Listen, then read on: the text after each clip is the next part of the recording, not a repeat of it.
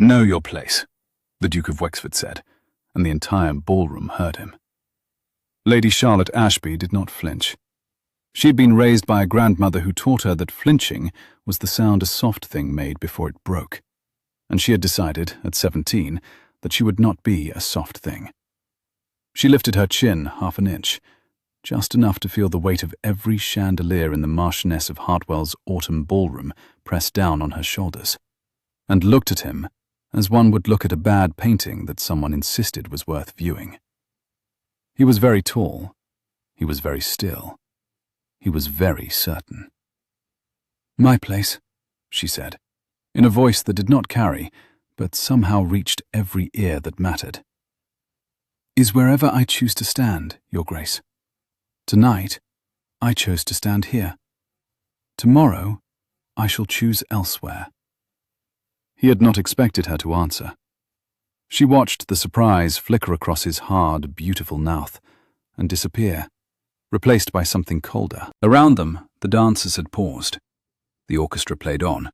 One violinist had not noticed the silence and was sawing his way valiantly through a country reel, but the ballroom itself had stopped breathing. 200 faces, candle-warmed and rouge-bright, watched a duke and an obscure cousin from Kent measure each other across 2 feet of polished oak. Charlotte was 26 years old. She wore a gown of deep ruby silk that her grandmother had ordered cut to her exact measurements before she died, and the firelight caught the ruby and threw it back along her throat in a long, slow flicker. Her hair was the dark, glossy brown of chestnuts in October, pinned simply, and her eyes were the unreadable grey of a winter sea. She was beautiful in a way that did not announce itself, beautiful the way an unfussy room is beautiful, because every line of it had been considered. Anyone who looked twice at her looked 3 times. The Duke of Wexford had looked twice. That was, in fact, the entire problem. "You misunderstand me, madam," he said. His voice was low and very clear, the voice of a man who had been listened to all his life. "I meant the table, the supper table. You have placed yourself among the Marchioness's family. That is not your place." "Ah." She allowed a pause to open between them, the small, patient pause of a tutor with a slow pupil. "Then Your Grace will forgive me. I had assumed Your Grace meant something larger and more interesting. Forgive my disappointment." A laugh broke from somewhere near the orchestra and was hastily smothered. The Duke did not turn his head, but Charlotte saw the muscle along his jaw set, and she understood, with a sudden cold thrill that was not quite pleasure, that she had cost him something. He had meant the entire thing. He had meant every meaning. He had simply named the supper table because it was the smallest of his targets, and he had assumed she would accept it gratefully and slink away. She did not slink. She inclined her head, slow as a queen receiving a clumsy bow, and said, very softly, "Your Grace will excuse me. I find I have no further appetite for supper or your conversation." She turned.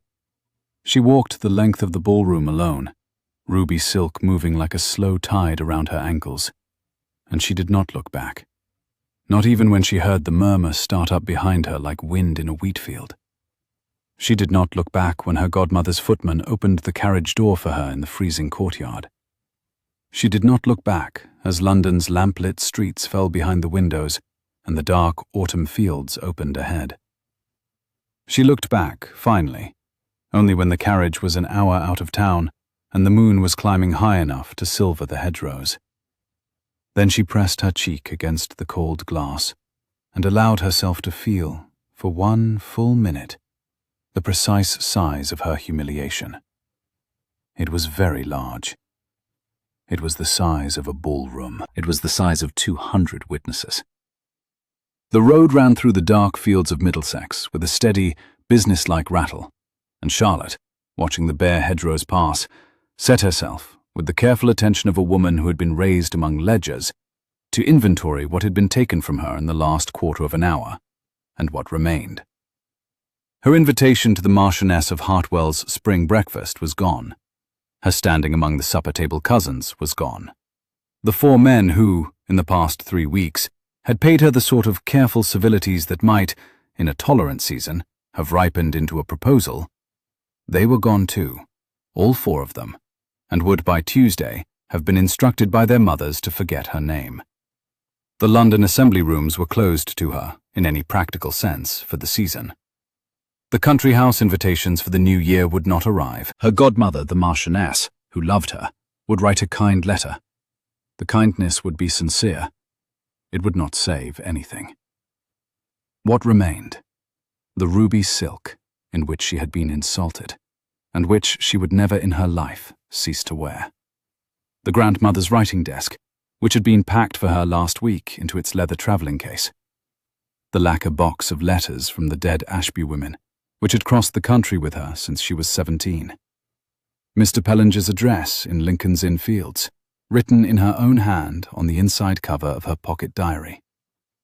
The small, almost unspeakable detail, a detail her grandmother had made her commit to memory before she would let her come up to the season at all, that the inheritance from the late Ashby estate, properly counted, was very much larger than London supposed, and that London's supposition was, in this matter as in many others, not Charlotte's concern. When the minute was over, she sat up, smoothed her skirts, and said aloud, to no one but the rattle of the wheels, "Very well, Your Grace. We shall see whose place is whose." Mr. Pellinger, of Pellinger and Hodd, solicitors, of Lincoln's Inn Fields, was a small round man who had the face of a clever robin and the soul of a sleeping wolf. He had served Charlotte's grandmother for 31 years, and had long ago concluded that the Ashby women were the most dangerous clients in his book, and, by some distance, the most rewarding.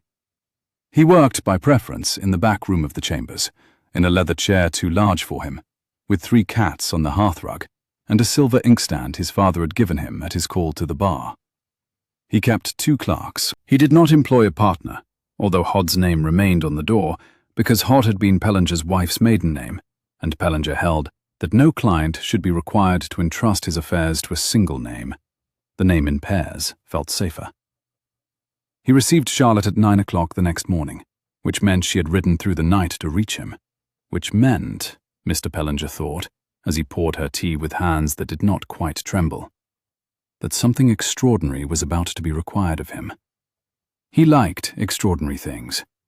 He had been bored for 3 weeks. The most pressing business at present was a complicated will from a brewer in Hammersmith, and an even more complicated one from a baronet in Hertfordshire, neither of which was the sort of work that woke him in the morning with a sense of pleasant anticipation. The room was warm.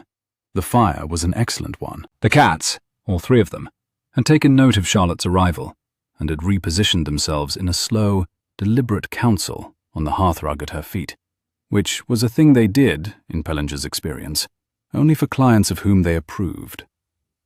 Charlotte set down her cup and folded her hands in her lap with the small, settled motion of a woman who had finished thinking. "You are aware," Charlotte said, when she had drunk half her tea, "of the precise extent of the inheritance my grandmother left me."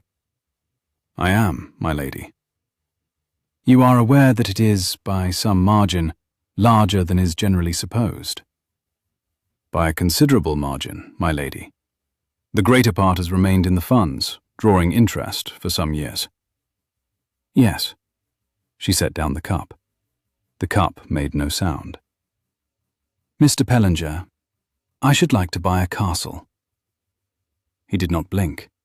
He had served her grandmother. He simply opened a fresh sheet of paper, dipped his pen, and waited. "Castle Marwood," she said, "in Northumberland. It was the seat of the Earls of Marwood, who, as you know, died out in the male line some years ago. The estate is held by trustees on behalf of a distant cousin who is, I understand, a clergyman in Calcutta, with no interest whatever in the British North. The trustees have been looking for a buyer." "They have been looking for a buyer for 11 years, my lady." "Then they will be relieved to find one. I should like the entire estate. Castle, domain, 3 farms, the village inn, the fishing rights on the river, and the stand of timber on the western ridge. I should like it under my name, not held in trust. I should like the contracts settled within a fortnight." Mr. Pellinger wrote 3 lines. Then he set down the pen and looked at her over the rims of his spectacles. He had known her since she was 8. He had taught her to cheat, very mildly, at chess. "My lady," he said gently, "may I ask why? Castle Marwood is splendid, of course, in its way, but it is also remote. The roads are difficult 8 months of the year.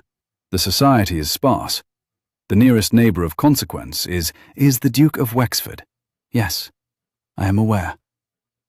The room was very quiet for a moment. Mr. Pellinger, who had been the senior adviser at 3 weddings, 2 duels, and 1 celebrated divorce, allowed himself a small smile. It was not a kind smile. It was the smile of a man who had just realized he was about to be useful in a thoroughly entertaining way. "My lady," he said, "is there anything in particular about Castle Marwood that recommends it to you above other possible properties? Many fine houses are available." "There is one particular thing, Mr. Pellinger." "And that is?" "The east tower of Castle Marwood," Charlotte said, looking him very steadily in the eye, "has a window. The window faces southwest. From that window, on a clear evening, one can see directly into the bedroom window of Wexford Hall. I have ridden the ground myself. I confirmed the line of sight last September." Mr. Pellinger did not laugh. He had been raised better than that. But he allowed himself, for one luminous instant, to remember exactly why he had stayed in the law for 40 years. "I see, my lady." "I should like the contracts in a fortnight." "You shall have them in 9 days." Theodore Hawksley, 8th Duke of Wexford, did not sleep well. He had not slept well for 3 years. The fault lay partly with grief, which had taught him to keep the candles burning later than was reasonable, and partly with the fact that Wexford Hall was a building of such extraordinary draughts that the wind in November sounded as though something large were trying to come in through the walls. He stood at his bedroom window on a Tuesday evening in the first week of November, 12 days after the Hartwell ball, with a glass of brandy in one hand and a folded letter from Parliament in the other, and looked out across his own park in the dark. The park was empty, as parks are in November. The lake was a sheet of black ink. The hawthorn hedges had given up their leaves and stood like wire sketches against the lighter dark of the sky. The moon was a thin curl over the eastern edge of the wood, and in the eastern edge of the wood, in the black bulk of Castle Marwood, where there had been no light visible from his window for as long as he had been Duke, for, in fact, as long as he had been alive, there was a candle burning. It burned in the east tower. He set down the brandy. He set down the letter. He picked up the small spyglass that had belonged to his father and that he kept on the deep windowsill for the purpose of identifying which of his tenants was poaching his pheasants. He raised it to his eye and adjusted the focus. The east tower window was wide.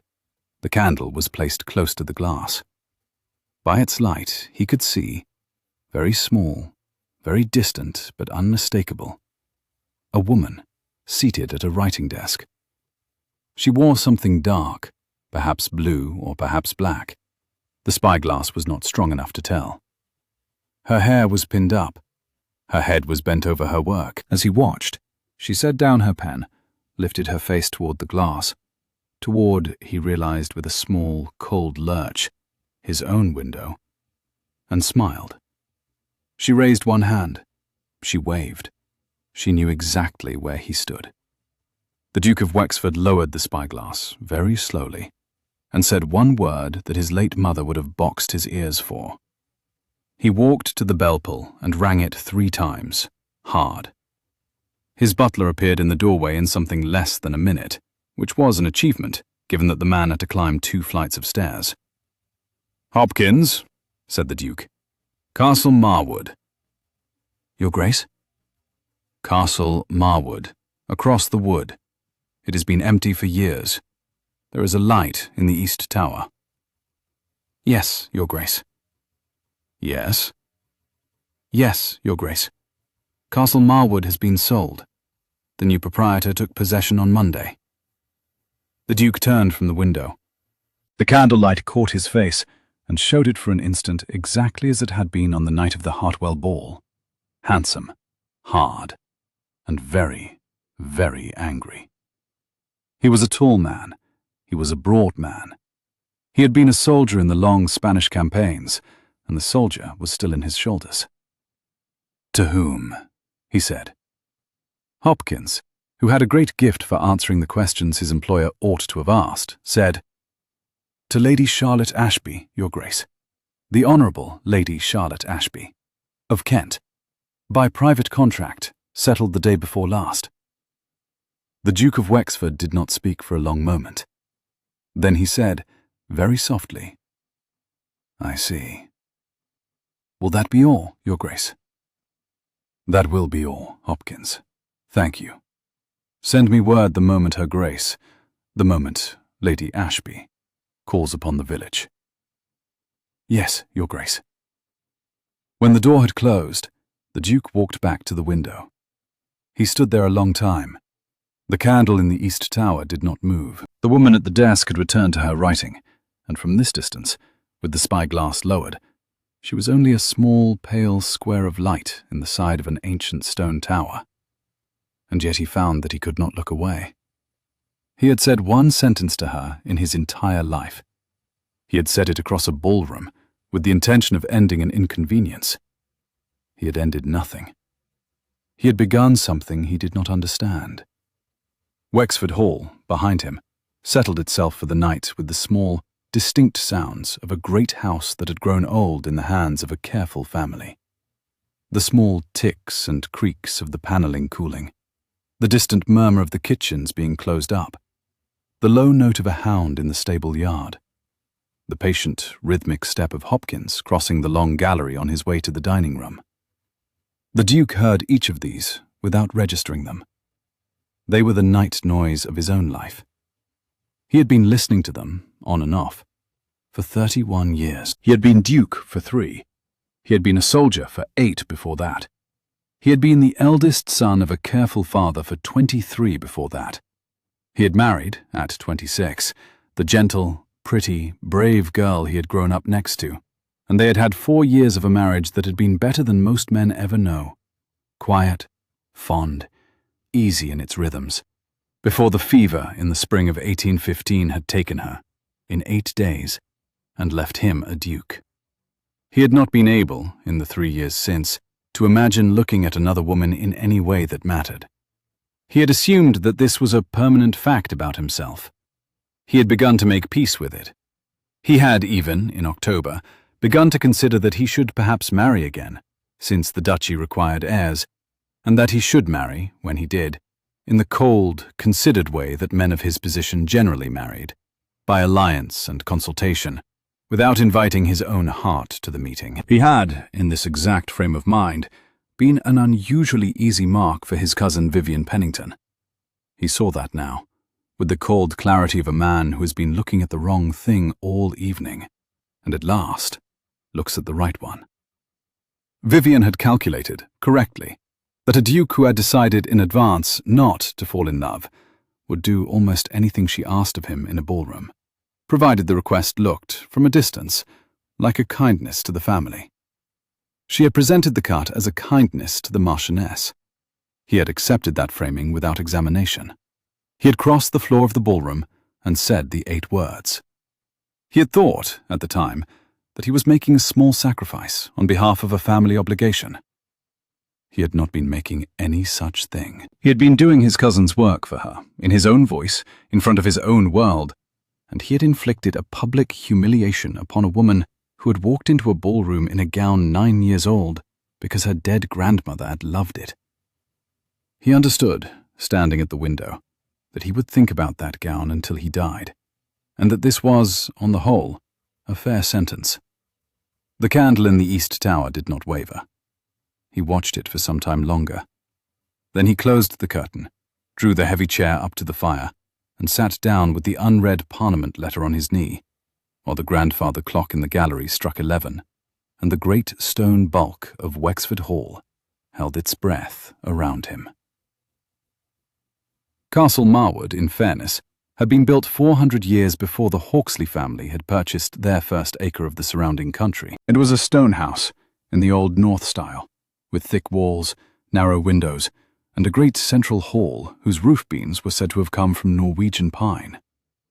The east tower was a survival from the previous century, round, 4 stories high, and crowned with a battlemented walk that an active person, if she did not mind heights and was wearing sensible shoes, could pace upon and see, on a clear evening, all of Northumberland between the river and the sea.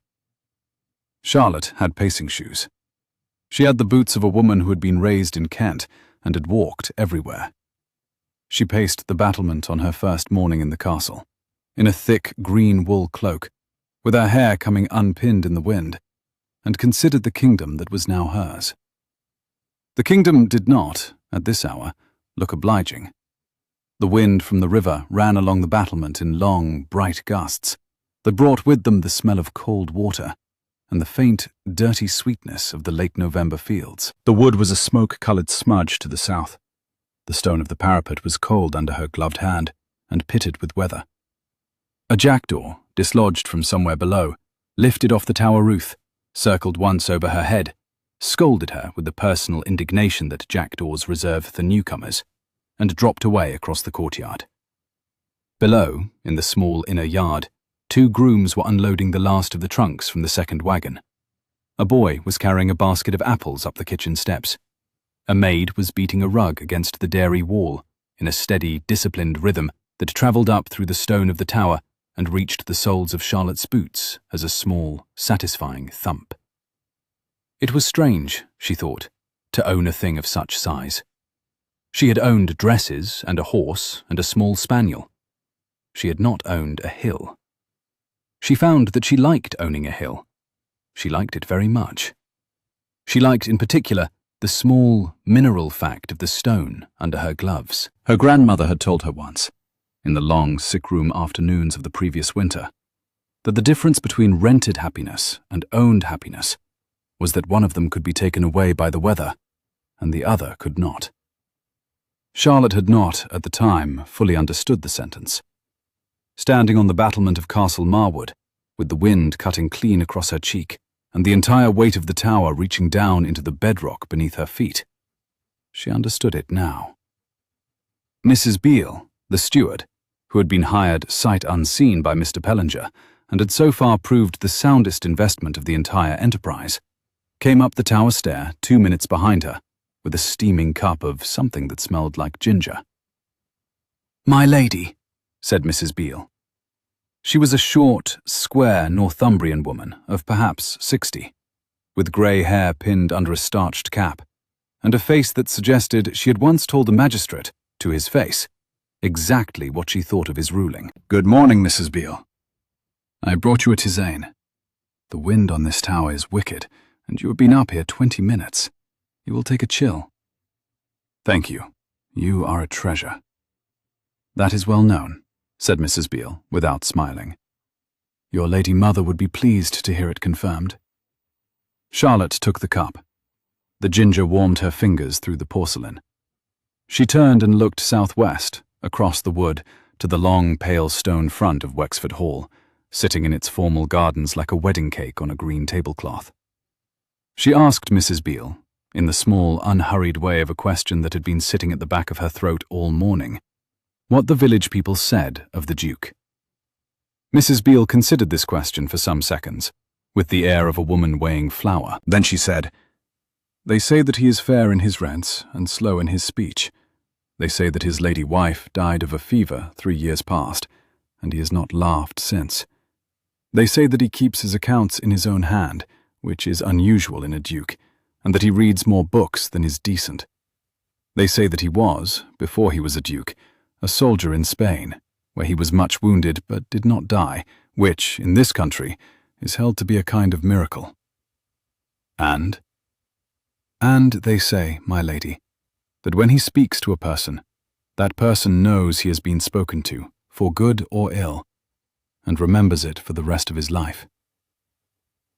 Charlotte smiled, slowly, into her tisane. I believe I can confirm that last part. My lady? Nothing, Mrs. Beale. A private remark. Has the Duke called? Mrs. Beale answered that he had not called himself, but that Hopkins, who was his butler, had called twice on private business. Once to ask the cook for the recipe for the castle's pickled walnuts, and once to inquire, in a roundabout fashion, who exactly the new proprietress might be. The cook, she said, had given him the recipe, and had told him that the new proprietress was Lady Charlotte Ashby, of Kent, late of London, recently arrived. Nothing more. Charlotte, looking out across the wood toward the long, pale stone front of Wexford Hall, allowed herself a small, dry remark to the effect that a duke's butler might go home with pickled walnuts and a single fact, and feel that he had done a morning's work. Mrs. Beale's mouth moved very slightly at the corner. It was the closest thing she did to laughter. He will call himself, my lady, within the week. I shall expect him. He called within 4 days. The fact had been reported in advance to the village. Hopkins, the butler, had arrived in the inn taproom on Wednesday afternoon with the quiet look of a man checking that his employer's intentions were properly registered. And so by Friday morning, the entire stretch of road between Wexford Hall and Castle Marwood, including 2 cottages, a smithy, and the corner where the mill race crossed the lane, had assumed the patient, expectant atmosphere of an empty stage 2 minutes before the curtain. Charlotte had spent those 4 days in steady, unhurried activity. She had walked every room of the castle in turn, and made notes in a small leather book about which would be a sitting room, and which a music room, and which would, in time, be a library. She had ridden the boundary of the domain with her new steward, a young Scotchman called Mr. Macready, who was so impressed by her riding that he forgot to be impressed by her wealth, which was the proper order, and had committed to memory the location of every gate, ford, and fenced corner. She had received the vicar of the village, who was a kind, plump man with 7 daughters and an excellent line in stewed pears, and had committed to a donation toward the new church roof. She had attended 1 half-hour service. She had been, at all times, polite, attentive, and impossible to dismiss. She did not write to the Duke. She did not call upon Wexford Hall. She did not, on any of the 4 evenings, light a candle in the east tower window. She wished him to come to her. There was, she thought, a particular discipline in the act of waiting. She had observed it in her grandmother, who had kept her father out of the will for 14 months, not by argument, but by the steady refusal of any further interview until certain conditions were met. She had observed it in Mr. Pellinger, who had once allowed a Hertfordshire baronet to call upon his chambers 7 Tuesdays in succession before granting him a single sentence of professional opinion. The discipline consisted, in essence, of doing nothing visible, while internally maintaining the entire structure of intention so that the moment, when it came, would arrive into a fully prepared mind. Charlotte practiced this discipline in the 4 days following her arrival. She did not allow herself to look out of the south windows toward Wexford Hall more than once in any given hour. She did not allow herself, when she heard hooves on the gravel, to lift her head from the page she was working on. She did not, when the candle was lit at 4 o'clock each evening on her writing desk, allow herself to imagine the candle as anything other than light to read by. It is possible that Mrs. Beale, observing her, understood exactly what was being practiced. Mrs. Beale gave no sign of understanding it. Mrs. Beale provided ginger tisanes at the proper hours, kept the small drawing-room fire steady, and reported the comings and goings of the village at meals with the same flat geographical precision she would have used to report the weather.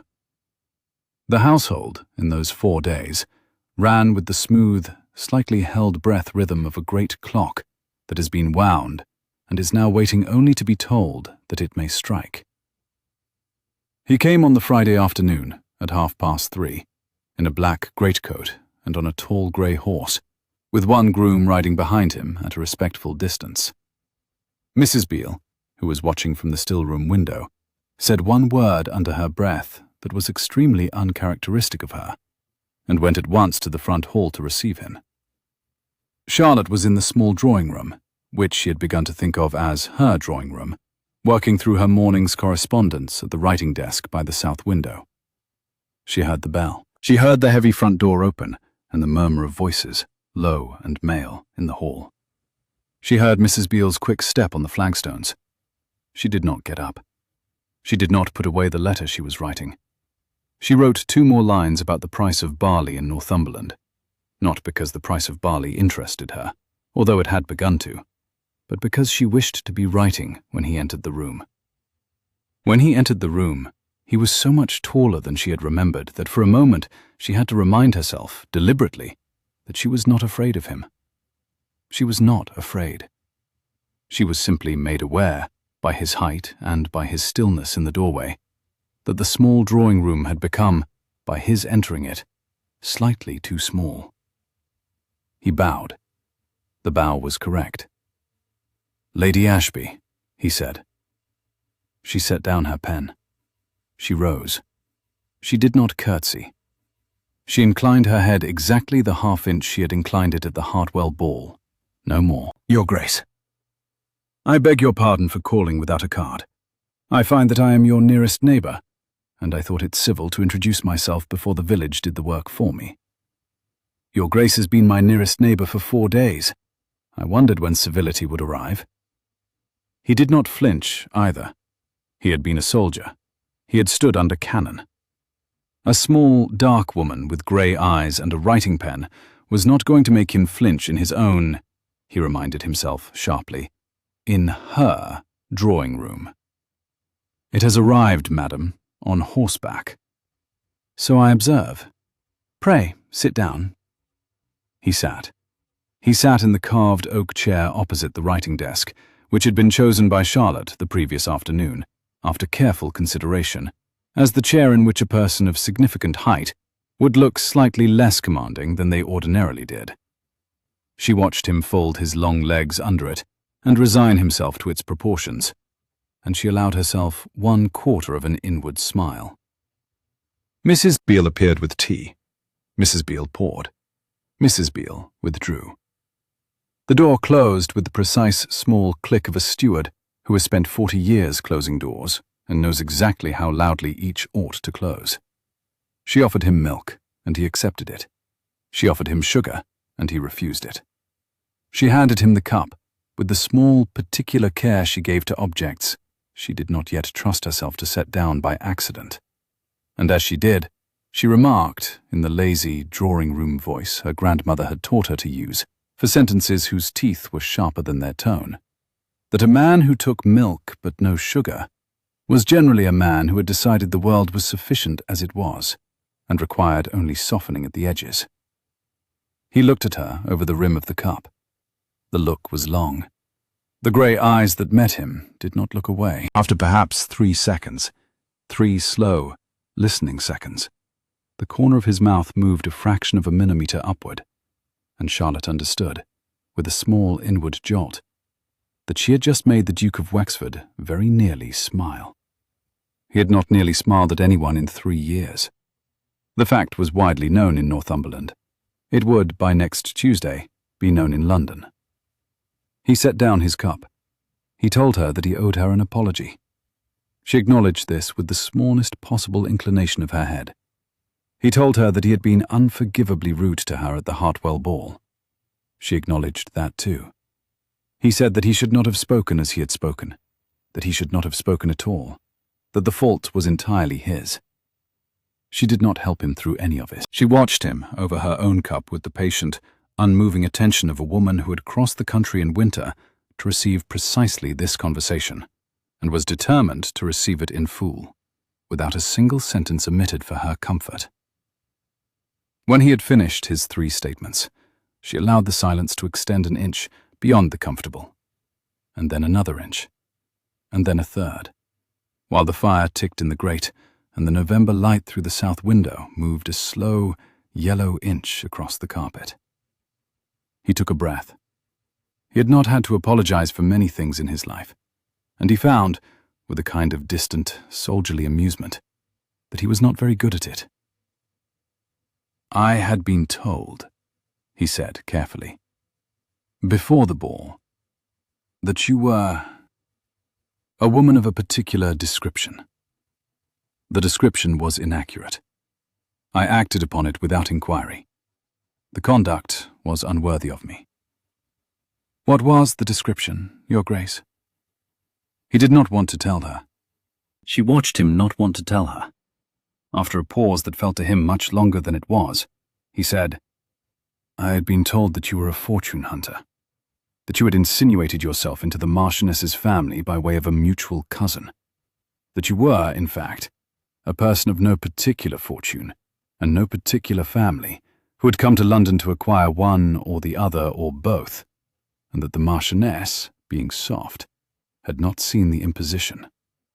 I was, indelicately, asked to convey this to you, in such a way that you would understand that you would not be welcome in the Duchess's circle. I chose the public method. I chose it badly. Who told you this? My cousin, Lady Vivian Pennington.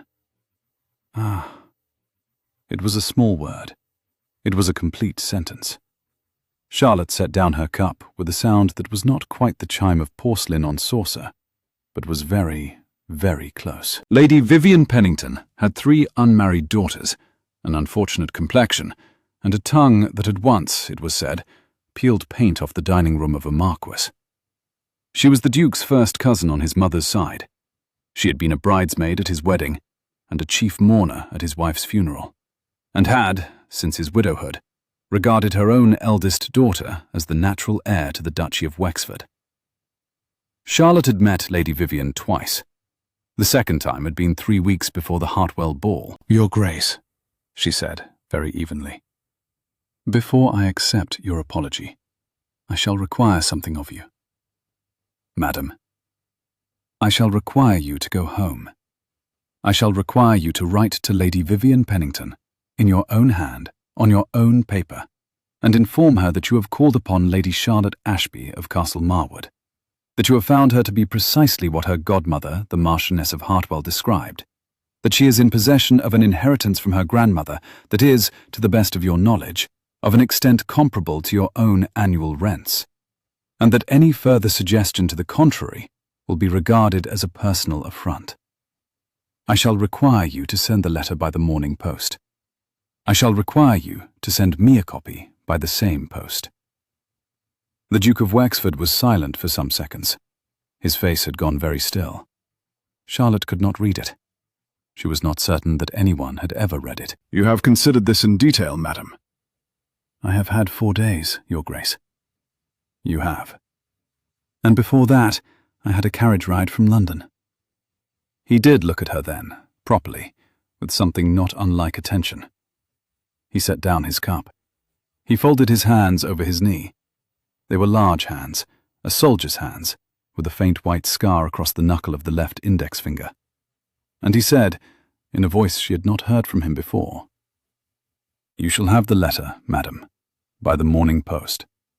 You shall have the copy. And if it is any concern of yours, which it ought not to be, I shall regret the cousin who provoked me into folly until the day she stops speaking to me, which is, I think, the only outcome that will satisfy us both. It is some concern of mine, said Charlotte, since I shall be living next door to her cousin for the remainder of my life. Yes, send it. He stood. He bowed again, exactly correctly. He paused at the door. May I ask, Lady Ashby, why you bought Castle Marwood? Your Grace knows why I bought Castle Marwood. I had an opinion. I should like to hear it from you, if you will be so good. She considered him for a long moment. He stood in the doorway, very tall and very still, with his black greatcoat over his arm and his hat in his hand, and the November light falling sideways across his hard, beautiful face. And she found that she had to think before she spoke, which was not always the case with her. Your Grace told me, in the hearing of 200 people, to know my place, she said. I thought I should learn it. I have learned that my place is wherever I wish it to be, and I wished it to be here. Goodbye, Your Grace. Mrs. Beale will see you out. The letter to Lady Vivian Pennington arrived in London the following Wednesday by the morning post. It was 3 sentences long. It was written in a hand of such black and unadorned correctness that Lady Vivian, when she read it, sat down in the wrong chair and called for hartshorn. The copy reached Castle Marwood by the same post. Charlotte read it twice, once for content, once for pleasure, and then folded it and placed it in the small lacquer box on her writing desk, in which she kept the letters she would not allow herself to throw away. The lacquer box itself was a small, shallow thing of black and gold japanware, its lid painted with a single crane in flight that her grandmother had brought back from a brief and unhappy season at Bath in 1791. Charlotte had inherited the box at 14, along with the writing desk on which it stood. The box had, over the years, accumulated a quiet, particular collection. A letter from a cousin who had died in the West Indies, a programme from a concert at which something had been understood without being said, a single dried sprig of rosemary from her grandmother's grave at Wantage, 3 folded pages from a man at her second season who had paid her courteous attention for 6 weeks and then vanished into a different family altogether. Charlotte did not, as a rule, look into the lacquer box. She knew its contents the way a very orderly person knows the contents of a drawer they do not need to open. The Duke's apology, in his careful, unadorned hand, joined those papers. It lay on top, slightly larger than the others, and somewhat heavier than its 3 sentences would have warranted. The Duke called upon Charlotte 3 more times in the fortnight that followed. He came on Tuesday with the deeds to a small parcel of land that adjoined Castle Marwood's home farm, and that, he said, had been incorrectly recorded in Wexford's terriers since 1782, and properly belonged to her. He came on Friday with a brace of pheasants that his keeper had, he said, insisted on sending. He came on the following Tuesday with no excuse at all. Each visit lasted approximately 1 hour, which was the precise duration that the village had decided, by some unspoken agreement among its women, was permissible between a duke and an unmarried lady of independent fortune, in the absence of either chaperone or family. Mrs. Beale enforced the hour with the silent, immovable authority of a tide. At the 55th minute, she would appear at the door of the small drawing-room with a pot of fresh coffee that nobody had requested. At the 58th minute, she would offer to fetch the Duke's hat. At the 62nd minute, the Duke would already be on the front step, taking his leave. He did not, after the first visit, remark upon this rhythm. He had been a soldier, and he understood organized retreat when he saw it. In the intervals between his visits, Charlotte continued the steady, ordinary business of taking up an estate. She walked the lambing fields in the rain. She ordered 3 barrels of salt for the winter pickling. She had the chimney of the small drawing-room swept by a man from the village who turned out, on extended conversation, to be the brother-in-law of Mrs. Beale's youngest sister. She paid an old debt of the previous proprietor, a bill of £40 owed to a Newcastle saddler since 1817, and received in return a letter of such grateful astonishment that she was obliged to sit with it for a quarter of an hour at the window before she could put it back into its envelope. She wrote to the Marchioness of Hartwell. She wrote to the Marchioness of Hartwell again. She did not, in either letter, mention the Duke. The Marchioness, in her replies, did not mention him either. Both of them understood, with the silent clarity of women who had been corresponding about important matters since Charlotte was 16, exactly what was being not discussed. On that 3rd visit, the rain was very bad. He arrived without his hat. Mrs. Beale took one look at him in the front hall, shook her head once at no one in particular, and ordered the fire built up in the small drawing-room before he had so much as set foot inside it. "Your Grace will catch your death," said Mrs. Beale. "Mrs. Beale, I have ridden in worse weather than this, in worse causes than this." "That is no commendation of either you or the weather, Your Grace. Sit down by the fire and dry your boots." He sat down by the fire. Charlotte, when she came into the room, found him sitting in her oak chair, with his boots steaming gently, and his hair beginning to curl at the temples in the way the hair of a damp man does. And she had to pause for a moment in the doorway and reset her own composure, because she had not been prepared for what the sight of the Duke of Wexford by her own fire would do to her chest. She had not, she reminded herself, come north to be charmed by the Duke of Wexford. She had come north to teach him a lesson about ballrooms. She sat down opposite him. Mrs. Beale brought brandy without being asked. Mrs. Beale withdrew. Your Grace has had no excuse for this visit, I think.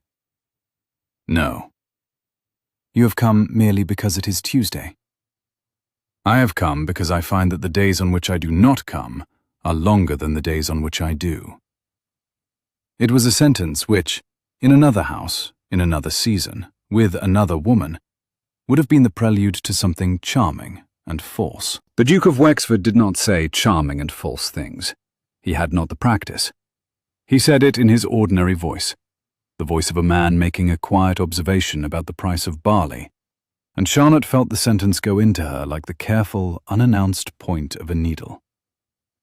Your Grace, she said after a moment. Madam.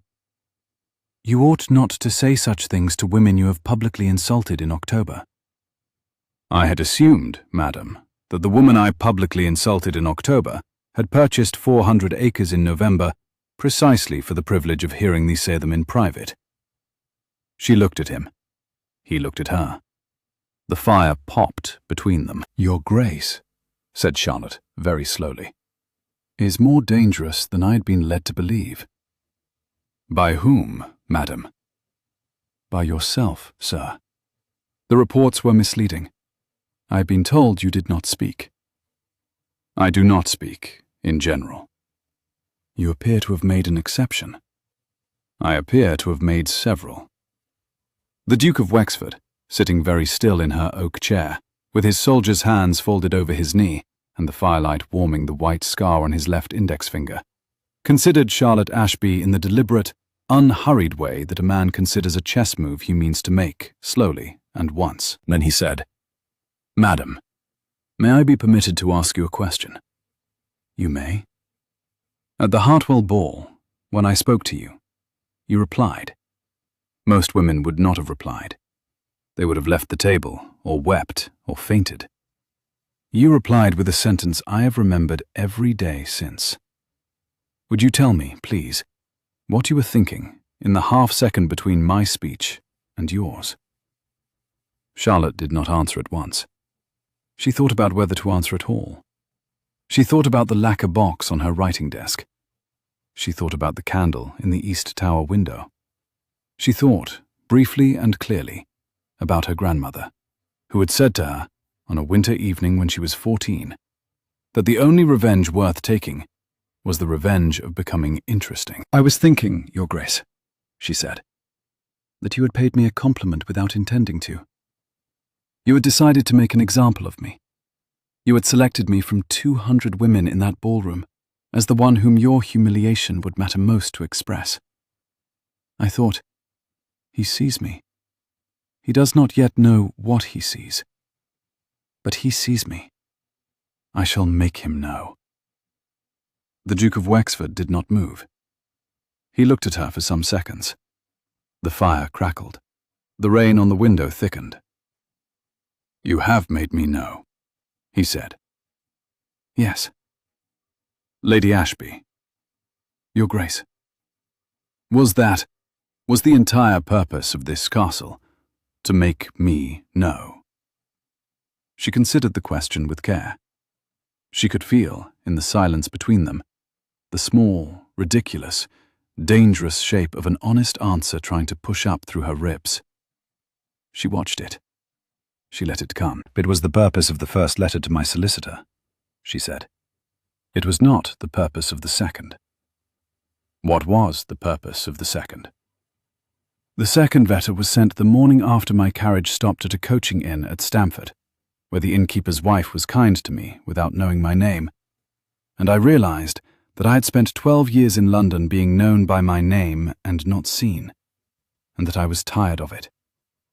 The second letter was a request for the recipe for her partridge pie. He looked at her. The look was different now. It had moved, in the last sentence, from a man considering a chess move to a man considering whether to lay down the chessboard altogether. Madam, Your Grace, will you, when the rain stops, walk with me in the wood?" "Yes." The wood between Wexford Hall and Castle Marwood had once been, 400 years previously, a single deer park, and although the boundary had moved twice and the ownership 3 times, the trees themselves had not noticed. They were ancient oaks, in the most part, with a scattering of hornbeam and hazel along the lower parts. In November they stood bare and grey and architectural, and the leaves on the ground had begun to compact into the particular soft brown silence that an autumn wood acquires after a fortnight of rain. Charlotte walked beside the Duke in her green cloak and her stout boots. He walked beside her in his greatcoat. He had brought a stick because he had said, gravely, that the path was muddy. He had not offered her his arm, because he had read her better than that. They walked for half a mile, in something which began as silence, and turned, at some imperceptible point, into companionship. "I should tell you, madam," he said at last, when they had reached a fallen oak that had lain across the path long enough to grow moss along its full length, "that the country will speak of us if we are seen walking together." "I am aware of that, Your Grace." "You do not mind?" "I bought a castle within view of your bedroom window, sir. I had assumed that a measure of village comment was unavoidable from the start." A short laugh escaped him. It was not a graceful sound. It was the sound of a man who had not laughed in a very long time and had forgotten the shape of the muscles required. He caught it back at once, as if it had embarrassed him, and Charlotte, walking beside him, felt, for the first time, properly, a small warmth move through her ribs that had nothing to do with revenge. "My Grace," she said, in a tone she had not heard from her own mouth in years. "You are permitted to laugh in the wood. The wood does not gossip." "The wood is in the pay of the Pennington family." "Even so." They sat down, after some minutes, on the fallen oak. He set the stick across his knees. She arranged her cloak and clasped her hands. "Lady Ashby." "Your Grace." "You said in the drawing-room that you had been 12 years in London, known by your name and not seen." "Yes." "Will you tell me what that means?" She did not answer immediately. She had not told this to anyone in 12 years. She had told it, fragments at a time, to her grandmother, but her grandmother had died last March, and the telling had died with her. Telling it to a man she had met in October, on a fallen oak in a wet wood, ought to have struck her as absurd.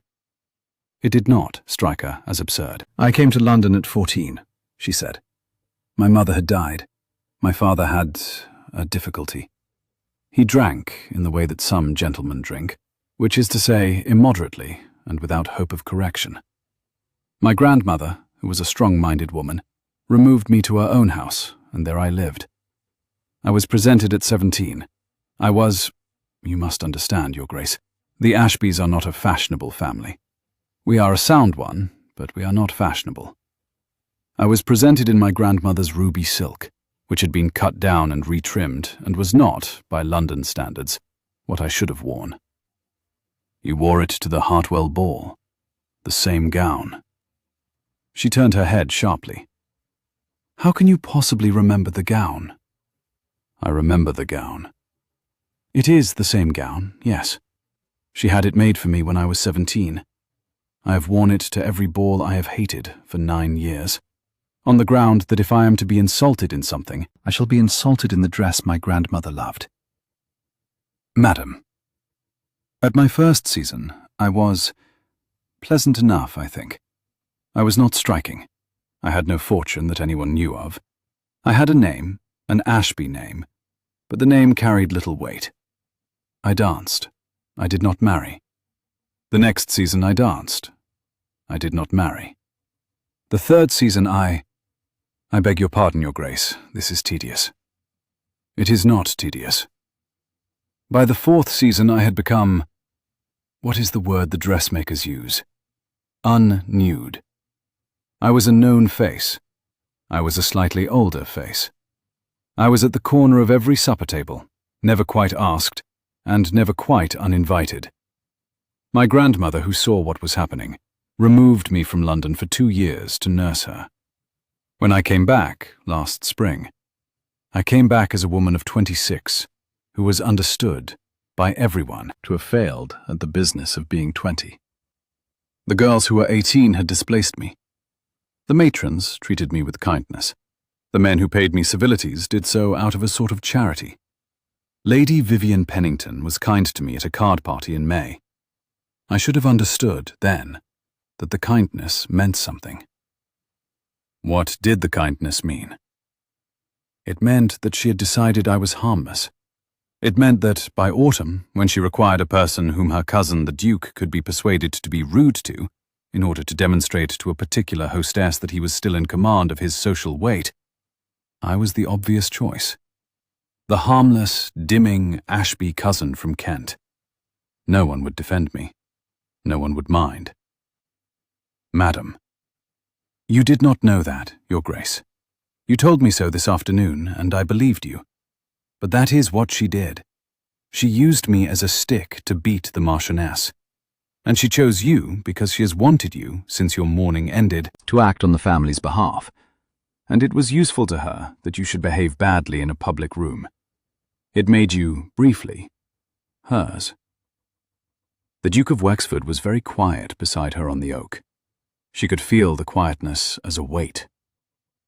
I should ruin her, he said, in the voice of a man who had stood in another country, in front of a great many things he had been forced to do, and who knew the price of each. Your Grace, I beg your pardon, madam. You shall not ruin your cousin. You shall write her another letter. He turned his head and looked at her. The look was very direct. Lady Ashby, he said, you are extraordinary. I know, Your Grace. I have been a fool. I know that, too. I should... Madam, may I... No, Your Grace. I have not asked you anything. Your Grace, said Charlotte, your face has asked me something. Your face is a very honest face for a man who does not speak. The answer is no, not yet, not so quickly. We have known each other in private for 9 days. I shall not be the woman who let a duke kiss her on a fallen oak in a wet wood after a public quarrel. I have been many things to the gossips of London, but I have not been that thing, and I shall not begin tonight. Madam, I had not. I do beg your pardon. Do not beg my pardon. The face was a compliment. I shall remember the face. We shall walk back. You may, if you wish, call again on Friday. Friday. Friday. He stood. He helped her to her feet, with a hand that was steady and warm, even through her glove. He did not let her hand go quickly.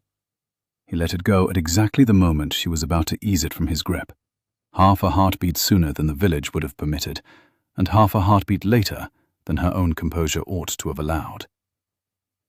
They walked back through the wood in silence. The silence was not awkward. It was, she thought, the first true silence she had shared with anyone since her grandmother had passed the previous March. The path between the fallen oak and the stone-pillared gate of Castle Marwood was not long, perhaps a quarter of a mile, but it carried them, in the slow, deliberate way of a path through an old wood, past several small landmarks that Charlotte, in the past 9 days, had begun to recognize as her own. There was the old hornbeam with the lightning-split crown, which the village called the Bishop's Hat. There was the badger set at the foot of the bank, where the chalk earth had been freshly turned over in the past day or two by the busy, nocturnal labor of its tenants. There was the brook that ran briefly under the path through a low stone arch, a Norman arch, the vicar said, and that, in November, sounded exactly like a person speaking too low to be understood. They passed each of these things in turn. The Duke, she observed, knew them all. He had walked this wood, in one season or another, since he had been a boy. He named, in passing, an oak that had been a sapling in his grandfather's day. He pointed, without breaking stride, to a particular hollow stump in which, he said, a green woodpecker had nested every summer of his life. Once, at the brook, he set out his stick instinctively to steady her over the bridge, and only at the last instant remembered that he had not been given permission to touch her, and converted the gesture into a small, soldierly indication of where the path resumed. She accepted the indication. She made no remark. At the gate, he stopped. The dusk was coming down in earnest now. The rooks were going home over the roofs of Wexford Hall in the distance, in their loose, complaining black skeins. He raised his hat. She inclined her head. He turned his horse's head. The horse had been led behind them by his groom, and mounted. He rode away through the wood without looking back, which was, she thought, the most generous thing a man of his disposition could have done in that moment. Lady Vivian Pennington arrived in Northumberland 9 days later, without invitation, by post-chaise, in a state of organised fury. Her arrival was preceded, in Charlotte's mind, by a strange, settled quietness in the wood and the village. A stretch of 3 or 4 bright November afternoons in which nothing in particular happened, and yet Charlotte found herself, at odd intervals, looking down the South Road, expecting the appearance of something. The Duke, on the Friday before, had come for an unannounced hour, sat by her fire, drunk her brandy, told her the story of how, at 15, he had broken his collarbone falling out of the lightning-split hornbeam in the wood, listened with patient attention while she described to him the planned drainage of the boggy 2 acres at the foot of the home farm, and ridden away in time to dress for dinner. He had not said anything that the village would have minded overhearing. He had not, equally, said anything that the village would have entirely failed to interpret. Charlotte, going back into the small drawing-room after he had gone, had found Mrs. Beale standing at the window with her arms folded, watching the back of the Duke as he turned his horse out of the courtyard. Mrs. Beale had remarked, without turning her head, that the Duke would come to the matter in his own time, that he was a man who did not run, and that this was a quality to be commended in a husband. Charlotte had not answered. Mrs. Beale had not required an answer. She arrived in the village of Marwood at noon on a Thursday, took the 2 best rooms at the inn, and dispatched 2 notes, one to Wexford Hall, demanding her cousin's company at dinner, and one to Castle Marwood, requesting the favour of an interview the following morning at 11 o'clock with Lady Charlotte Ashby, on a matter of family importance. Mrs. Beale brought the note up to Charlotte, who was pruning the dead heads off the late roses in the south garden, with the air of a steward who has been handed a snake by mistake. My lady, from the inn. From whom? From Lady Vivian Pennington. Charlotte did not stop pruning. She did, however, become very still in the wrist, which is a different thing. She is at the inn. Since 11 o'clock, my lady, with a maid, a footman, and 3 trunks. 3 trunks for what is presumably a 4-day stay. 3 trunks, and what I am told is a great deal of righteousness, my lady. Charlotte allowed herself one careful breath. Then she resumed pruning. The shears made a small, disciplined sound against the rose stems. Send her my compliments, Mrs. Beale, and inform her that Castle Marwood will receive her at 11 o'clock tomorrow morning. Inform her that the visit is to be of half an hour. Inform her that I shall not be receiving general callers afterwards, because my lawyer is expected from Newcastle. Is your lawyer expected from Newcastle, my lady? He shall be. Send for Mr. Pellinger by the next post, and ask him to come north on the 8 o'clock from Edinburgh on Saturday. He will not mind. He has not had an entertaining week since I last asked him to draw up papers. Tell him there is a Pennington in the affair. Mrs. Beale, who was a Northumbrian, and therefore did not require explanations in matters of warfare, simply nodded once, took the note, and went back into the house. Charlotte put down the shears. She walked to the south wall of the garden, where the wall was warm in the autumn sun, and she stood with her hands flat against the brick for some seconds. The brick was warm. The brick was old. The brick had been there for 200 years before she had been born, and would be there for 200 years after she had died. And there was something in the placing of the palms against it, in that moment, that helped her find her feet. Lady Vivian Pennington had insulted her in May, in October, and again, by inference, in this morning's note. Lady Vivian Pennington had cost her a great deal. Lady Vivian Pennington was, above all, the woman who had told a duke that Charlotte was a fortune hunter, in order to use the duke's good name as a weapon. Charlotte did not, as a rule, hate. Hatred took up too much space. But she found, with the warm brick under her palms, that she had, over the past 9 days, between the wood in the rose garden and the candle in the east tower, moved into a position of permanent, settled, well-considered opposition to Lady Vivian Pennington. The opposition was not personal.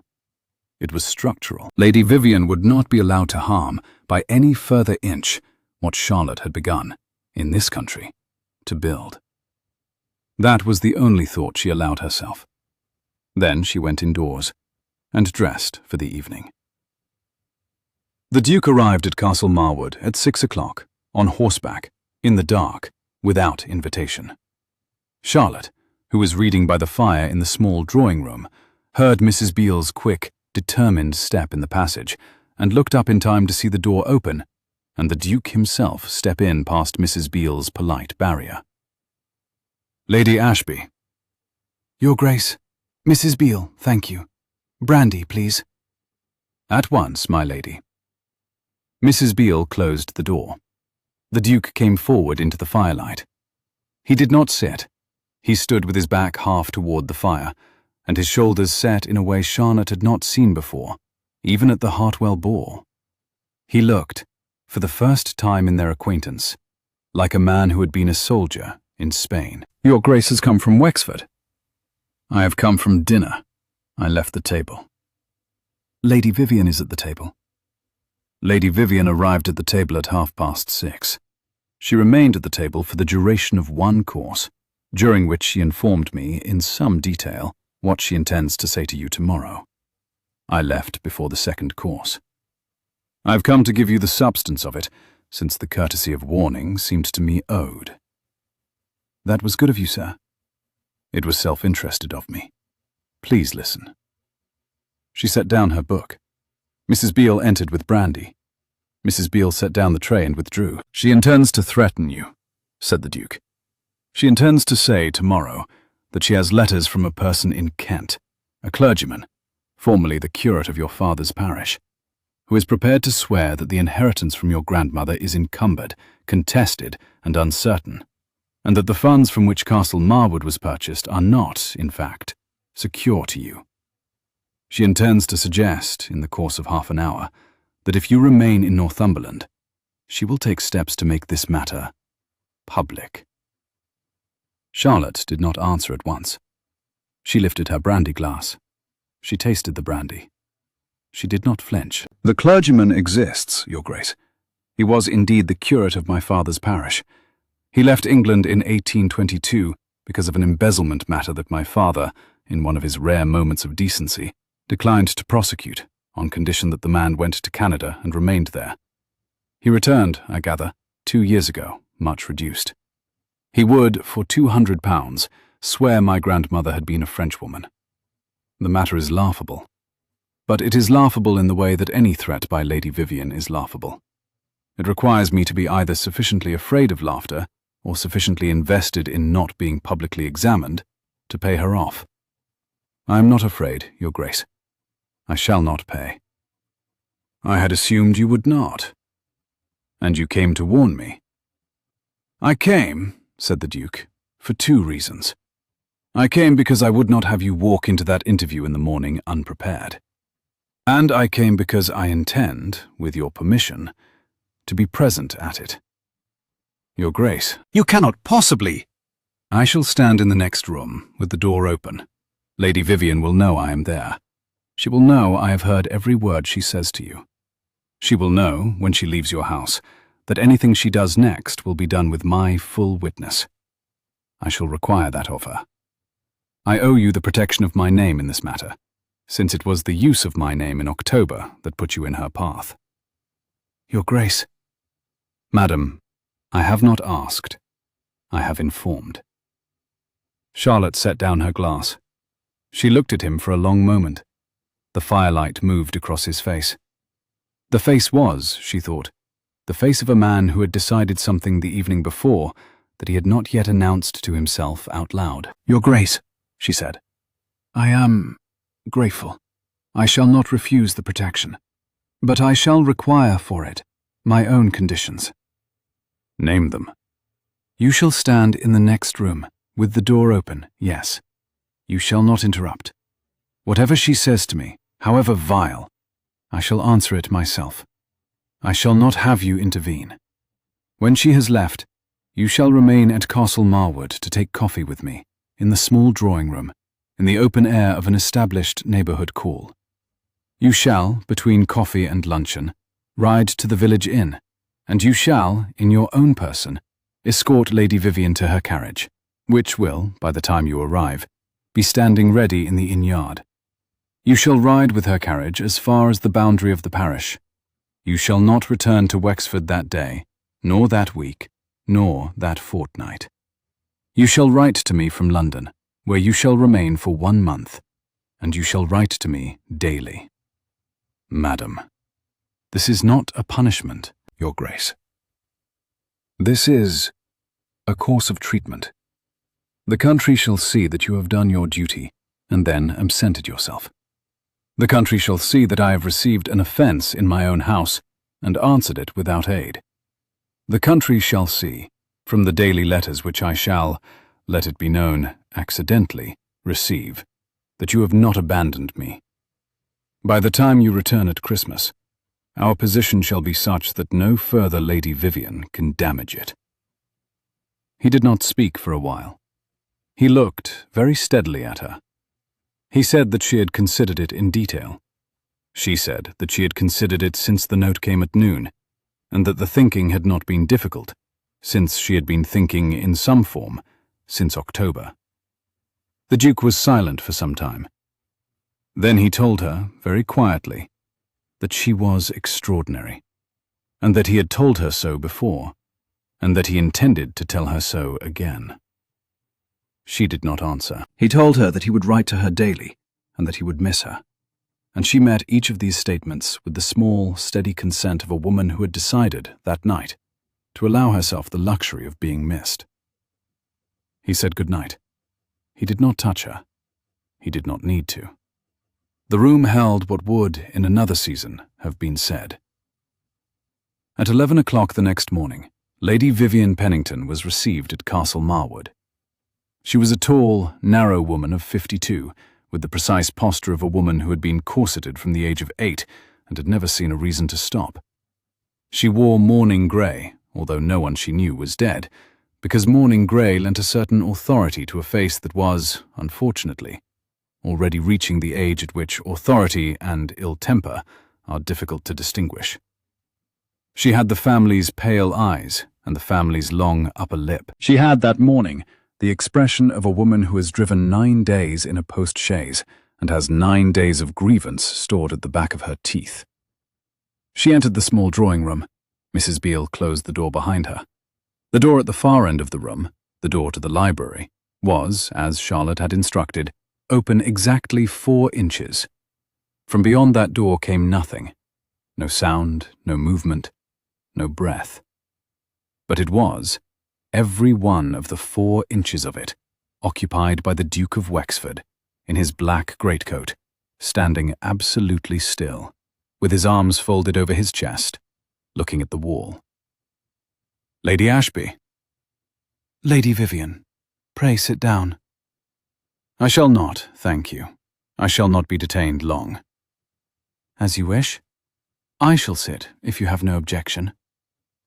Charlotte sat. She arranged her skirts. She did not invite Lady Vivian to take refreshment. "My lady," said Lady Vivian, in the voice of a woman approaching the lectern, "I have come into Northumberland on a matter of grave family concern. It has come to my attention that you have purchased Castle Marwood." "I have." "It has come to my attention that you have begun to receive my cousin, the Duke of Wexford, as a private acquaintance." "I have done so on 3 occasions in private, and once in the wood, which is half public, half not." I should put the count, in fairness, at 3.5. You will not be flippant with me, Lady Ashby. I shall be precisely as flippant as the conversation requires, Lady Vivian. So far it is requiring half a flippancy. I shall increase if pressed. Lady Vivian's nostrils flared a fraction. She had been speaking down to debutantes for 30 years. She had not been accustomed, lately, to debutantes who bit. I have come, Lady Ashby, to acquaint you with the existence of certain documents. The clergyman from Kent. You will not pretend to anticipate me. I shall pretend nothing, madam. I shall save us both the trouble. The clergyman is a Mr. Tanner, formerly curate of St. Anne's at Wantage, who was caught with 3 months of the parish poor box in his coat, and was permitted by my late father to leave for Canada in 1822 in lieu of prosecution. He returned to England in 1854. I beg your pardon, in 1824, much the worse for 2 years of frostbite, and has, I gather, been writing letters of an extortionate character to several Kentish families since. I take it he has written to you? He has provided me with information. He has provided you with a fiction in exchange for a small sum of money, which you have come north to multiply. The fiction is that my grandmother's bequest to me is contested by a collateral branch of the family. There is no collateral branch. My grandmother had one sister, who died at 14 of smallpox, and one cousin, who died at 19 of a fall from a horse. My grandmother's will is in the keeping of Mr. Pellinger, of Pellinger and Hod, who is at this moment at the village inn in Marwood, having come north on the 8 o'clock from Edinburgh, with the original document in a sealed leather case. He shall be at Castle Marwood at 1 o'clock this afternoon. You may, before you leave Marwood, examine the document at his hand. He shall require 3 witnesses. The vicar, the steward, and yourself shall, between you, suffice. After such an examination, any further suggestion that the funds with which Castle Marwood was purchased are encumbered shall be actionable, madam. I do hope I make the position clear. There was a small silence. From beyond the 4-inch crack of the library door came no sound whatever. But the silence beyond that door had a different quality from the silence within the room. It was, somehow, listening. Lady Ashby, said Lady Vivian, in a voice that had become, over the course of the last sentence, 2 pitches higher than it had been on her arrival. You do not appear to understand. I have not come about the inheritance. I have come about the Duke. Yes, continue. You have placed yourself, Lady Ashby, in a position of intimacy with a man who has been, who will be, destined for a more considered match. The Duchy of Wexford has obligations. There are families. There are alliances that have been understood for how long exactly? For some years. For 3 years, would you say? Lady Vivian flushed. The flush moved up her thin throat in a single telling tide. You are referring to... I am referring to nothing improper. 3 years is the length of the Duke's widowhood. I am simply ascertaining whether the alliance you have understood for some years is an alliance that has been understood by the Duke himself, or only by yourself. Lady Ashby, you exceed... Lady Vivian, I do not exceed. I simply observe that an alliance which is understood by one party, but not the other, is not an alliance. It is an aspiration. I have aspirations of my own. They are at present centered upon 2 acres of boggy ground at the foot of my home farm, which I should like, in the spring, to drain into a pond. They are not centered on your daughter, and they are not centered on your nephew, and I shall thank you, madam, to keep your aspirations and my aspirations in their respective parishes. You are impertinent. I am direct, madam. We have not the time for indirection. You have travelled 9 days. You have, at the inn, 3 trunks. You have at the inn one of my old friends from Wantage, who is prepared to swear my grandmother was a Frenchwoman if you pay him £3.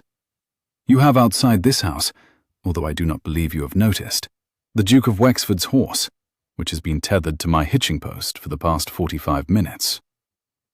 The flush vanished from Lady Vivian's throat. The face went, in a breath, from indignation to a frozen, calculating attention. His Grace has been my guest since the small hours, on a quite proper matter of family business. He shall, I believe, be wishing to speak with you before you leave Castle Marwood. Would you go through to the library, madam? He has been waiting. The library door opened all the way. The Duke of Wexford stepped into the small drawing room in his black greatcoat, with his arms still folded. He did not sit. He did not greet his cousin. He waited for her to look at him. She looked. What she saw, she did not like. It was not anger. The Duke's anger was a familiar quantity in the Pennington family. She had seen it in his nursery, and she had seen it at his wedding, and she had seen it across her own dinner table the night before. What she saw now was something colder and more permanent. The Duke's expression of decision. She had seen it precisely once, when he had decided, at 23, to enter the army. She had not seen it since. Vivian. Theodore. You will leave Northumberland. You will leave by the post-chaise that is now waiting in the yard of the Marwood Arms. You will be accompanied to the boundary of the parish by myself. From the boundary of the parish, you will travel directly to London, where you will remain. You will not write to Lady Ashby. You will not speak of Lady Ashby. You will not speak of me, in any context which contains the name of Lady Ashby. If a letter from Mr. Tanner, or from any other person in your employ, reaches the press in any form whatever, the cost of its publication and the legal consequences of its content shall fall upon the Pennington estate in full. You shall not, in your lifetime, be received again at Wexford Hall. You may, at Christmas, send a card. The card shall not be answered. He paused. Lady Vivian, who had stood through worse than this from her own father, stood through it now in absolute silence. You have been, the Duke said, in the same flat voice, useful to me, Vivian, in the management of my affairs since my wife's death. You have been kind to my mother in her illness. I shall not forget either thing. But you used me to insult a woman in October who did not deserve the use, and I shall not forgive that, because I cannot afford to forgive it. The forgiveness costs too much. Good morning. He bowed. The bow was correct. He turned to Charlotte. Lady Ashby, Mr. Pellinger arrives at 1. I shall wait upon you again at 4 for coffee before I ride south. May I take Lady Vivian to her carriage? You may, Your Grace. Thank you. He held the door for Lady Vivian. Lady Vivian, who was shaking, very faintly, in the wrist, walked through it ahead of him. The hall door closed. The yard door closed. The horses moved. Mrs. Beale entered the small drawing room with a fresh pot of tea. She set it down. She did not speak. She withdrew. She closed the door behind her, with the particular small click that, in this house, meant, well done. Charlotte sat for some minutes alone, by the fire, in the silence, with her hands folded over her ruby silk.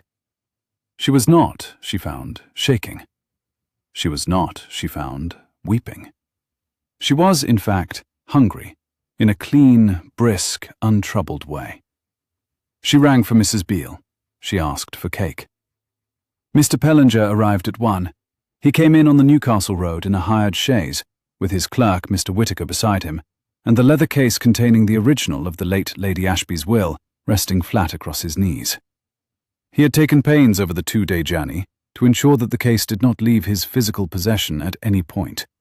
He had eaten his dinner the previous night with the case under his elbow, and had slept with it on the floor beside his bed at the inn at Borough Bridge. He arrived at Castle Marwood with the case clean, dry, unopened, and exactly as it had stood in his strong room in Lincoln's Inn since 1820, when the late Lady Ashby had called upon him for the last time to alter the codicil concerning her granddaughter's spaniel.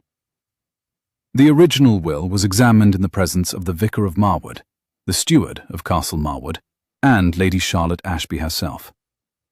They convened in the great hall, around the long oak table, in a square of pale November sunlight that fell through the south oriel and lay across the tablecloth like a blessing.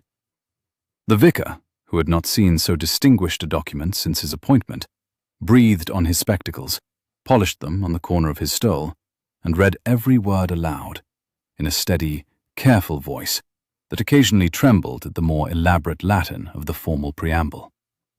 The steward signed. The vicar signed. Charlotte signed. Mr. Pellinger took possession of the document again, returned it to the leather case, and locked the case with a small brass key that he replaced on the watch chain across his waistcoat. The whole proceeding occupied 38 minutes. Mr. Pellinger, who had hoped for dramatic events, looked, by the end of the half-hour, as deeply contented as a man may permit himself in the presence of clients. Lady Vivian Pennington was escorted, at 2:30, by the Duke of Wexford, to the boundary of the parish of Marwood, which was marked by an old stone cross at the top of a hill. At the stone cross, the Duke raised his hat. The post-chaise drove on. The Duke turned his horse. He did not look back. He rode the 4 miles into Marwood village and the further mile across the wood to Castle Marwood, where he arrived at 4 o'clock, exactly as promised, and was received in the small drawing-room for coffee. They drank coffee. They spoke very little. They stood, at one point, at the south window, looking out across the rose garden to the line of the wood and the long, pale stone of Wexford Hall in the distance. "Madam," he said at the window. Your Grace. "I leave for London tomorrow. Yes. I shall write to you daily. Yes. I have not said to you, in any room, what I should like to say." I know. Save it, Your Grace, for the day you come back. I shall be here. She told him she would. She told him in the simplest sentence available to her, and he received it with the steady, soldierly nod of a man who had been given an order he intended to keep. He took her hand at the window. He did not raise it to his lips. He simply held it, briefly, in his soldier's hand, with the white scar on the index finger. He let it go. He bowed. He left. The candle in the east tower window was lit that evening. It was lit every evening for the next 30 days. The Duke of Wexford, in his rooms in St. James's, did not see it, of course, but he wrote daily, as he had promised, on cream-laid paper that smelled faintly of his library, and his letters arrived, every morning, at Castle Marwood by the post. Charlotte settled into a pattern, those 30 days, that she had not previously known herself capable of. She rose at 7. She walked, before breakfast, the length of the long gallery, 84 paces, end to end, in her green cloak, with the spaniel at her heel, while Mrs. Beale's kitchen sent up the steady, business-like smells of porridge and bacon, and the bread that the cook had baked the previous evening. She read the Morning Post in the small drawing-room by the south window, the Duke's letter always last, set aside on the green leather blotter for after she had answered the more practical correspondence. Bills, tenants, the vicar's perpetual roof. She wrote her replies in the afternoon, at the writing desk, with the spaniel on a folded blanket at her feet, and the candle ready on the brass holder for the evening. She rode, on most fair afternoons, with Mr. Macready the steward, the boundary of the home farm. She learnt the names of the tenants. She learnt the names of the tenants' children. She learnt which fields drained in November and which did not. She approved the order for 2 new ploughs and the repair of a section of dry stone wall along the south road. She received, on the 3rd Friday of December, the vicar to tea, and arranged with him for the parish school to be reopened in January, with the new schoolmistress, whose salary she would supply privately. She drank, at the vicar's request, 2 cups of weak tea, and ate a slice of his housekeeper's seed cake, and sent home with him, in the dog-cart, a basket of apples from the domain orchard, and a bottle of her cook's elderflower cordial for his eldest daughter, who was understood, by everyone in the village, to be on the verge of an engagement to the Newcastle solicitor's son. She lit, every evening at 4 o'clock, the candle in the east tower window. She did not now expect the Duke to see it. The candle was no longer a signal to a particular man at a particular window. The candle had become, in the way that small ritual objects become, a thing that mattered to her in itself. A small, brave, ordinary fact, set against the November dark, that she lit by her own hand, and tended by her own hand, and had committed, by the lighting of it, to maintain. 2 of those letters survive in the lacquer box at Castle Marwood, and they are private. The remaining 28 have been read by no one but the woman to whom they were addressed, and shall not be quoted here. It is sufficient to say that, by the end of the first week of December, the country had ceased to talk of the Duke and the Ashby woman, because the country had by then settled the matter to its own satisfaction. The Duke had absented himself when honour required him to absent himself.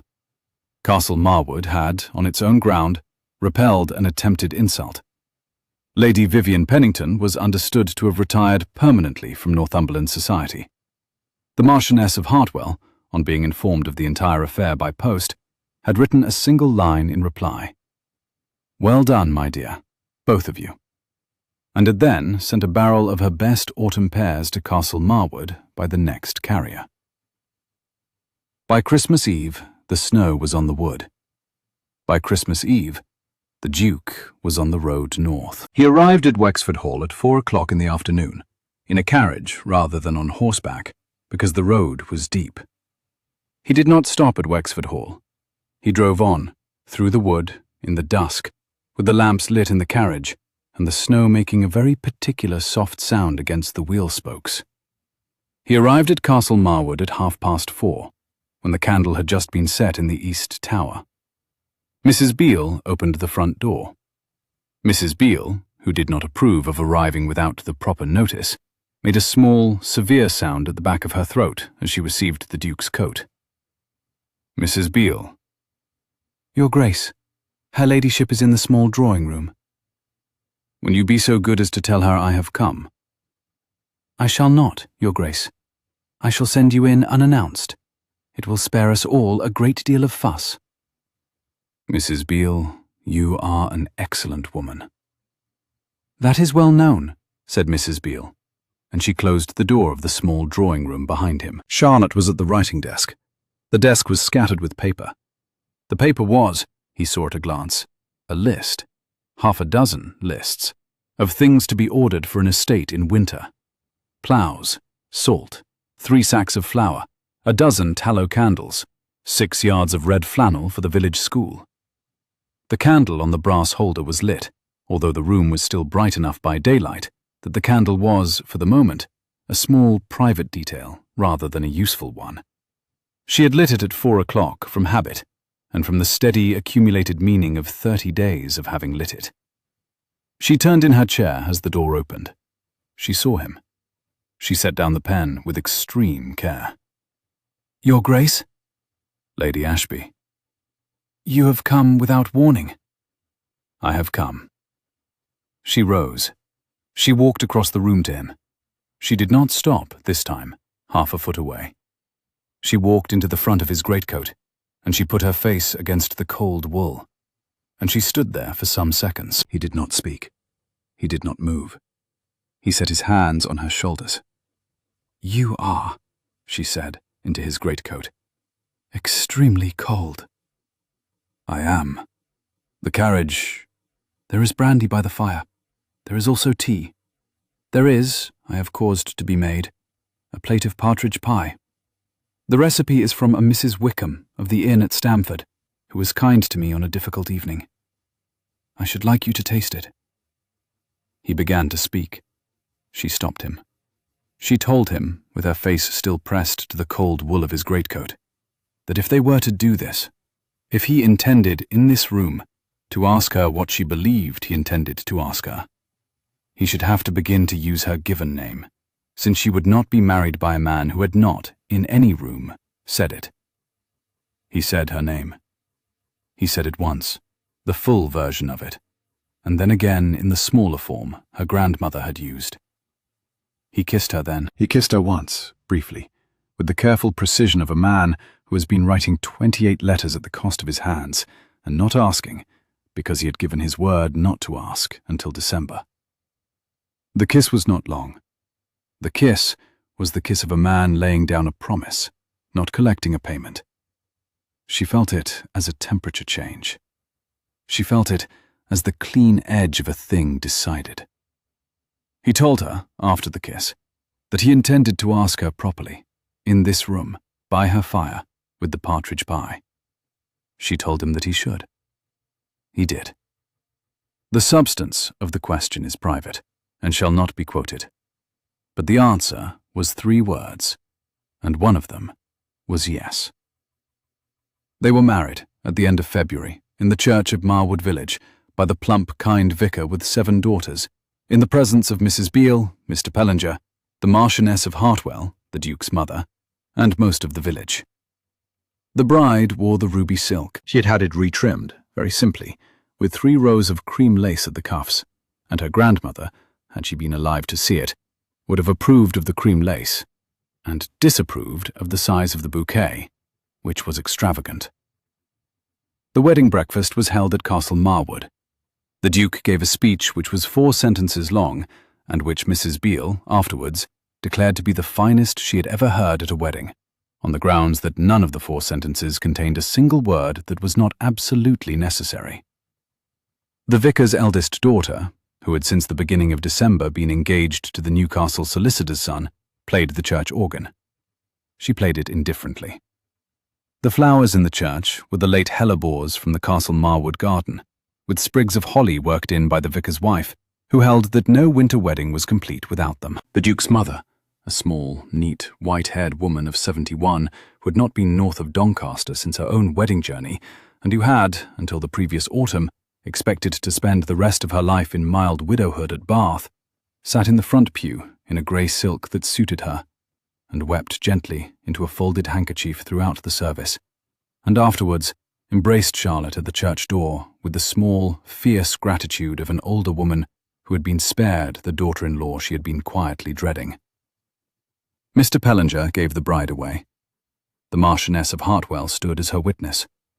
Mrs. Beale, who had refused all suggestion that she should sit in any of the front pews, stood at the back of the church beside the village schoolmistress, the steward, Mr. Macready, and the cook, and observed the entire proceeding with the steady, settled satisfaction of a woman who had managed, through the careful calibration of pickled walnuts and ginger tisanes, the courtship of a duchess. 6 months later, on a warm midsummer evening, the Duchess of Wexford stood at the south window of the small drawing-room of Castle Marwood, with one hand on the wide sill, and the other steadying the back of a small brown spaniel who had inserted himself between her ankle and the wall. She was looking, through the long, pale evening light, at the long, pale stone of Wexford Hall, where her husband had ridden over to discuss with his steward the price of barley. The intervening months had moved her, in stages, into a life she had not foreseen.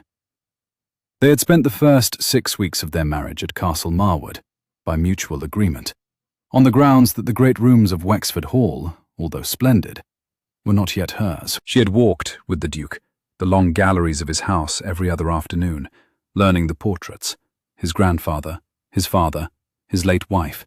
She had asked to be shown the portrait, and he had taken her in alone, without speaking, and had stood beside her in front of the image for some minutes, and she had taken his hand and held it, and they had said nothing, and had walked on. And learning also the names of his servants, the structure of his accounts, the quirks of his particular library.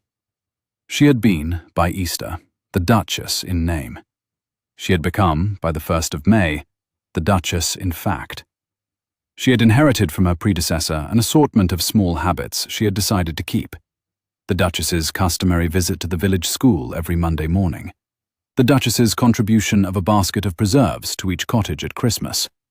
The small private fund for the apprenticing of village boys to honest trades. She had inherited also a small private fund for the relief of widows in the parish, and had, on receiving the books of it from the Duke's secretary, doubled it from her own private resources without a word to her husband. He had discovered the doubling 6 weeks later, when the books had crossed his own desk in the routine half-yearly review, and had said nothing about it that evening, and had simply set his hand on the small of her back, briefly, as they passed in the corridor before dinner, and walked on. She had retained Castle Marwood. She had retained Mrs. Beale. She had retained the lacquer box, the writing desk, the green wool cloak, and the brass candlestick from the East Tower window, all of which had moved with her, in due season, to Wexford Hall. She had not, however, given up Castle Marwood. She came across the wood, in the warmer months, 2 or 3 afternoons a week, to walk in its rose garden, to consult with Mrs. Beale on its management, and to sit, sometimes, alone in the small drawing-room with the spaniel at her feet, and listen to the silence of a house that was, and would always be, the first house she had owned in her own name. She had been the Duchess for 4 months, and the wife of Theodore Hawksley for 4 months and a fortnight. She had been the proprietor of Castle Marwood for 9 months. She had not, in 9 months, lit the candle in the East Tower. The candle had served its purpose, and was now retired to a brass candlestick on her writing desk, where it would, she thought, remain. She heard behind her the small click of the small drawing-room door. "My lady." "Mrs. Beale." "His Grace is returned. He is in the front hall. He is asking for you." "Send him in, please." "He has come on horseback, my lady. He is in his riding boots." "He may come into the drawing-room in his riding boots. I shall not have him standing in the front hall." "As you wish, my lady." The door opened. He came in. He was indeed in his riding boots, with the dust of August on them, and his hair was coming loose at the temples, in the way the hair of a man who has been riding all afternoon comes loose. He smiled when he saw her, in the small, unfamiliar way that he had, in the past 4 months, slowly and carefully begun to learn. He spoke her name. She answered with his. He told her that the barley was up 6 shillings, and she said she should write it down. He said that he had come the long way home. She asked if he had come through the wood, and he said that he had, and that he had ridden past the fallen oak. She asked if the oak was still there. He told her that it was, that the moss had thickened, and that there was a robin sitting on it. She told him to tell her everything. He came across the room to her. He took her face in his soldier's hands, the white scar on the left index finger as familiar to her now as her own pulse. He told her everything. The robin, the state of the path, the colour of the late afternoon light through the bare branches, the number of leaves that had begun to turn. He told her, in the small, ordinary voice of a man making an ordinary observation, that he had stopped at the oak for some minutes, with his hand on the moss, and had thought of the day in November when she had told him, sitting on that oak in a green cloak, that her place was wherever she chose to stand. "And what did you think, Your Grace?" "I thought, my lady, that you had chosen extremely well." "Yes." "And so had I." The candle on the writing desk was unlit.